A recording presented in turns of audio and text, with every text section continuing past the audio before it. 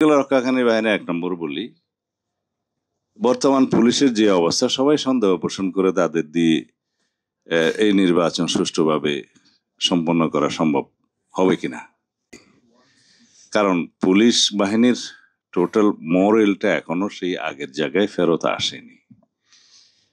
কিন্তু তাদের সহায়তার জন্য ১ লক্ষেরও বেশি সেনাবাহিনীর সদস্যগণ কাজ করবেন, সেটা ইতিমধ্যে সেনাপ্রধান এবং সরকার প্রকাশ করেছে এই তথ্য। তাদেরকে সেই বিষয়ে ট্রেনিংও দেওয়া হচ্ছে।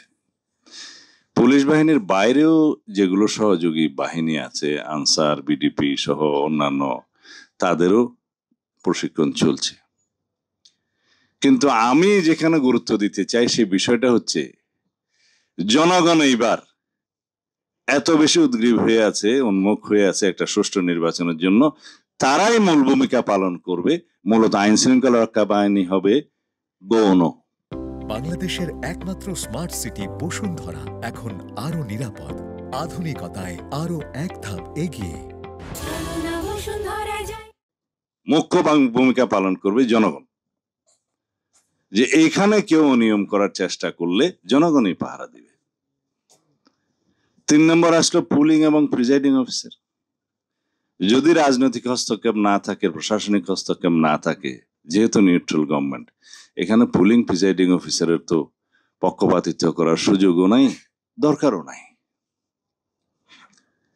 বাদ বাকি রইল জনগণ এবং রাজনৈতিক দল।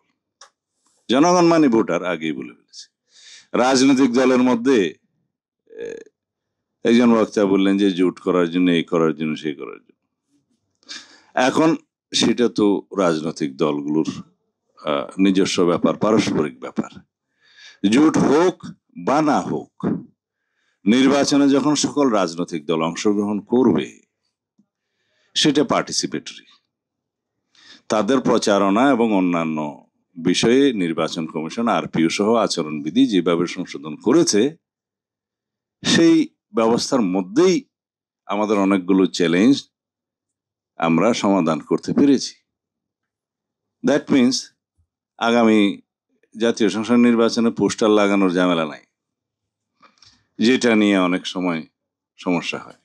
সেখানে ব্যানার হবে এবং পরিবেশ বান্ধব ব্যানার হবে, কাপড়ের ব্যানার হবে ইত্যাদি।